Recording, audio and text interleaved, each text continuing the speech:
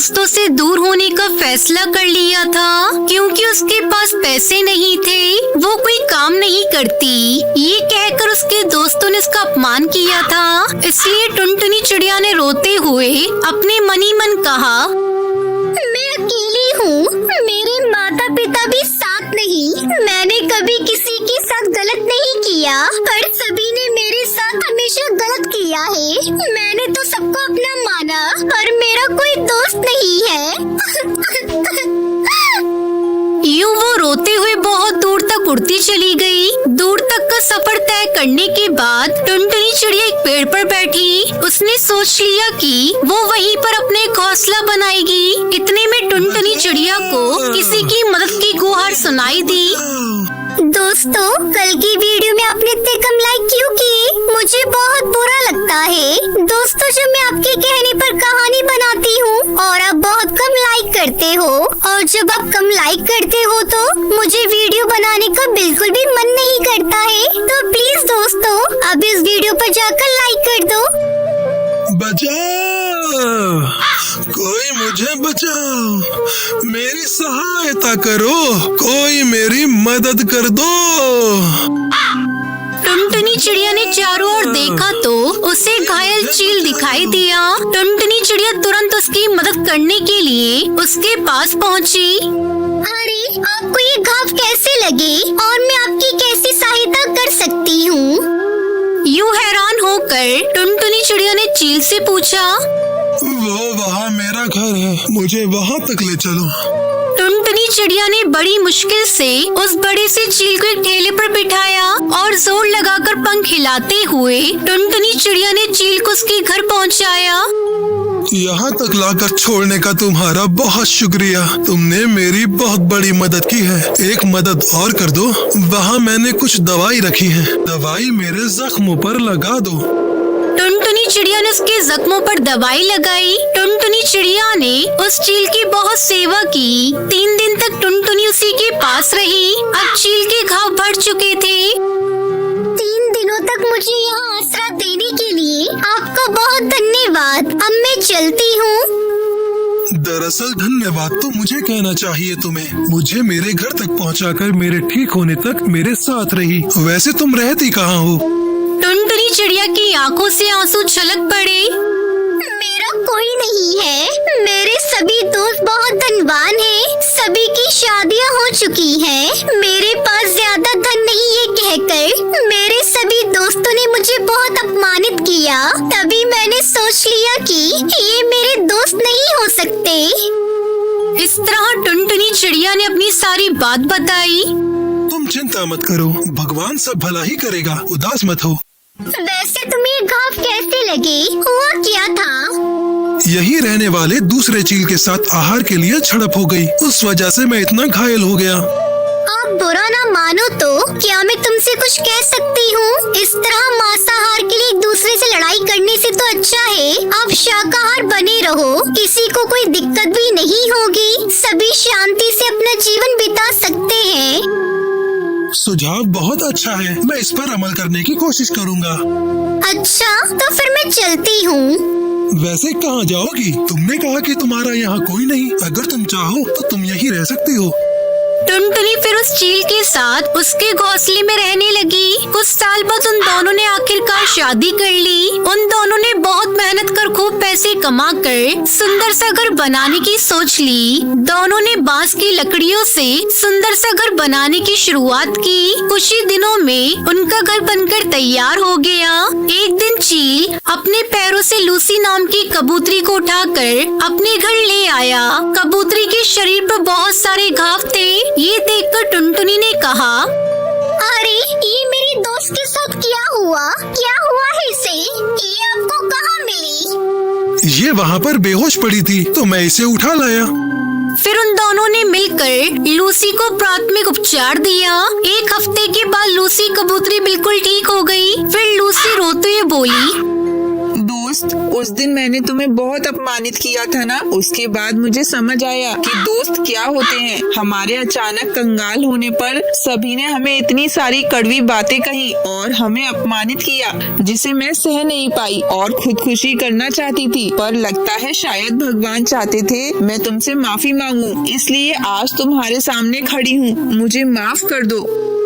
दोस्त, एक बात हमेशा याद रखना, हमारे दोस्त वैसे होने चाहिए जो हमारे पास कुछ हो या ना हो, सदा हमारे साथ ही रहे, वही सच्चे दोस्त कहलाते हैं, ना कि गरीब होने पर जो हमारा साथ छोड़ दे। इस तरह टुनटुनी चिड़िया ने अपनी दोस्ती का फर्ज निभाते हुए लूसी कबूतरी की मदद करी और खुशी खुशी अपनी बांस के घर में रहने लगी।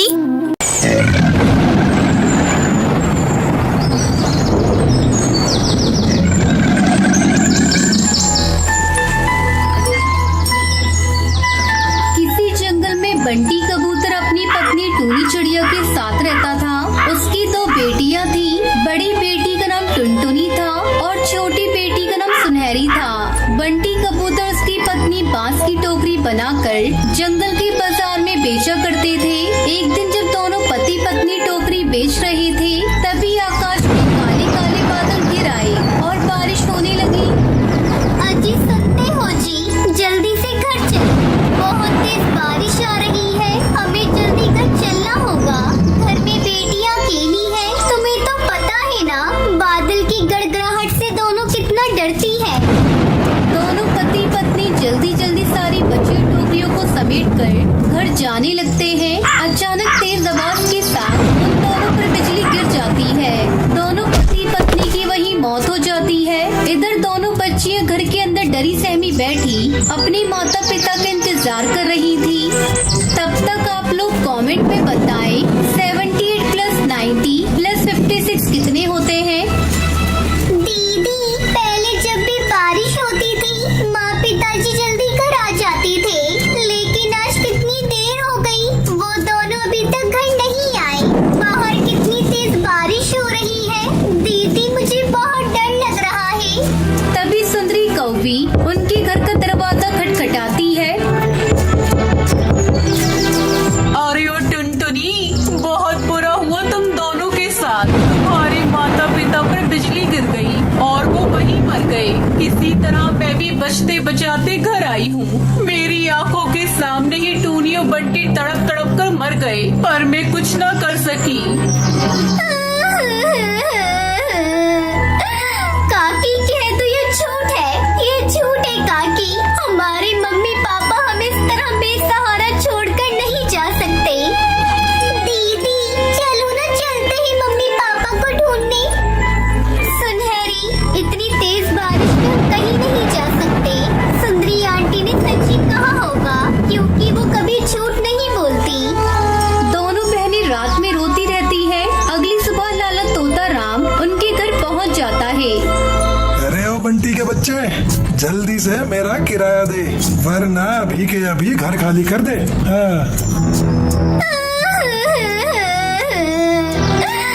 हमारे मम्मी पापा मर गए, कल रात उन पर बिजली गिर गई काका।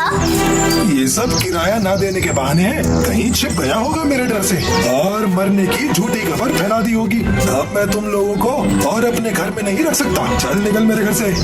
लेकिन तोताराम नहीं मानता और उन दोनों मासूम बहनों को घर से निकाल देता है।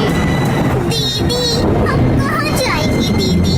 बोलो ना, बारिश भी बहुत तेज हो रही है। टुनटुनी अपनी छोटी बहन को लेकर बारिश में भीगती जंगल में भटकने लगती है। तभी उसे वहाँ बांस के बड़े बड़े पेड़ दिखाई देते हैं। सुनहरी, मेरी बहन तू यही बैठ, मैं बांस को इकट्ठा करती हूँ, फिर उससे अपना घर बनाएंगे। और देख, यहाँ कितने फलों के पेड़ भी हैं, यहाँ भोजन की कोई कमी नहीं है। टुनटुनी उस सुनहरी बांस से अपना घर बनाती है और पेड़ों से फलों को तोड़कर अपने घर में रखती है। बारिश कई हफ्तों तक होती रहती है। तभी अंधेरी रात को एक खतरनाक बाज उनके घर के पास आ जाता है।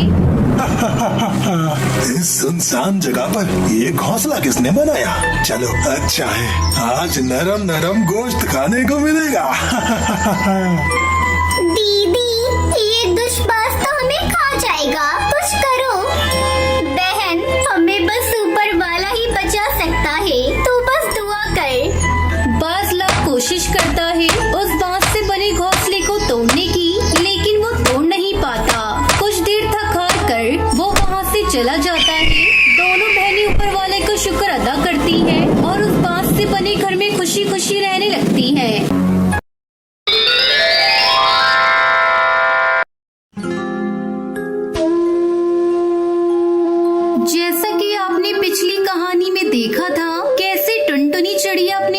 बच्चों के साथ पिछले कई सालों से एक टॉयलेट में रह रही थी।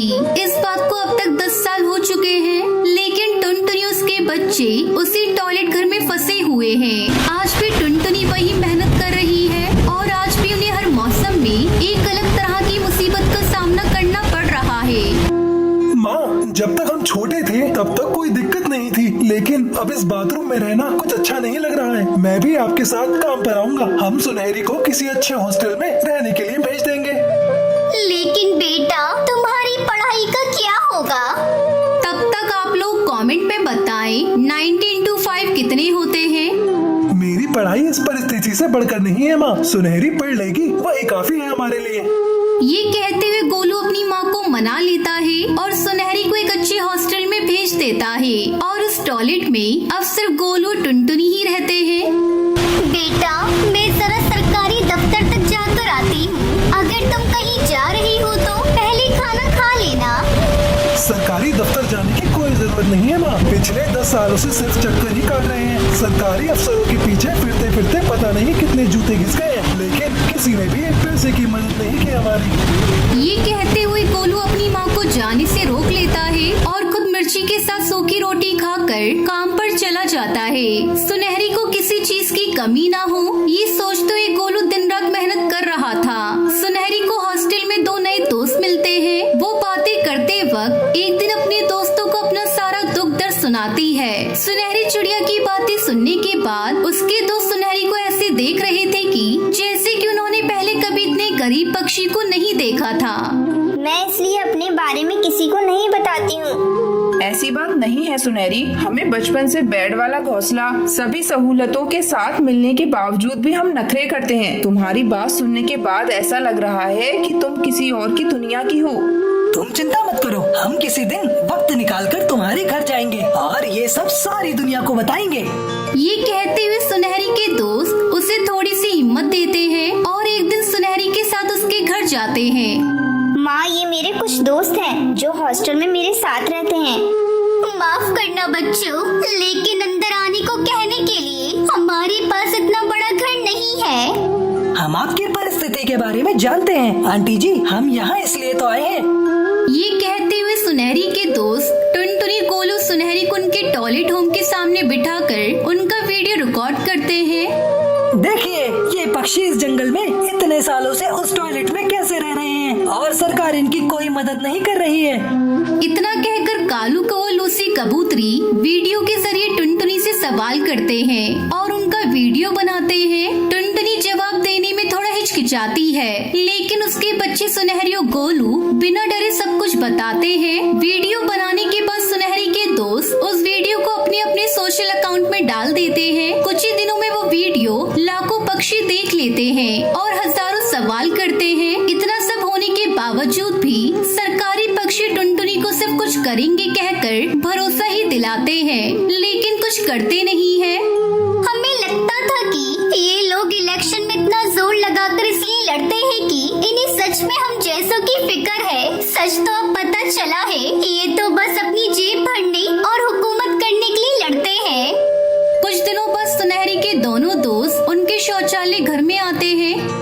आंटी जी, आज से आपको शौचालय घर में रहने की कोई जरूरत नहीं है। सरकार ने भले ही आपकी मदद नहीं करी हो, लेकिन जंगल के सभी पक्षी ने आपकी वीडियो देखने के बाद मुझे डोनेशन में पूरे 1 लाख रुपए दिए हैं। आंटी जी, ये लो पैसे और आप इनसे अपने लिए नया घर बना सकती हैं और सुनहरी की भी पढ़ाई के लिए हमसे जो होगा हम आपकी मदद करेंगे। इस तरह सोशल मीडिया से टुनटुनी उसके बच्चों को एक नई जिंदगी मिलती है और सभी नए घर में खुशी खुशी रहने लगते हैं।